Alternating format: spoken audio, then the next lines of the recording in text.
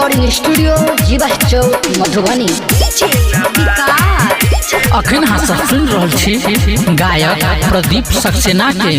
जानू पूजले नगे बिना बाली के चरण, जानू पूजले नगे बिना बाली के चरण। तते हूँ होई जे भी पास मैया फेरी तो नयन। जानू पूजले नगे बिना बाली के चरण, जानू पूजले नगे बिना बाली के चरण। मिक्स बाय रूपम सिंह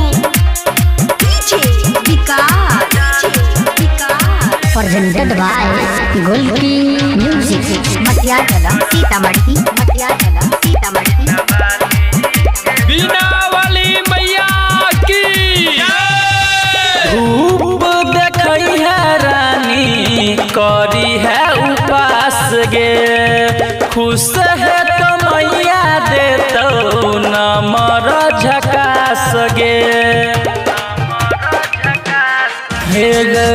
धूप देखई है रानी करी है उपास गे। खुश है तो मैया दे तो नमर झकास गे। ततरो कर दो सब बड़ाई मन होता दाना दान।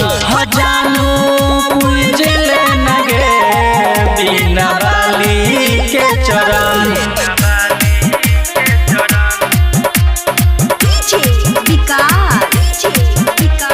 रूपम रिकॉर्डिंग स्टूडियो जीवा चौक मधुबनी मटियाला सीतामढ़ी। बोला बोला सरस्वती मैया की। कमल के आस उजर सारी चमकई छै। डीजे पर दीप के गाना धमकई छै। कमल के आस उजर सारी चमकई छै। डीजे पर दीप के गाना धमकई छै। दे तो दर्शन जिंदगी तोहर होई जैतौ धन।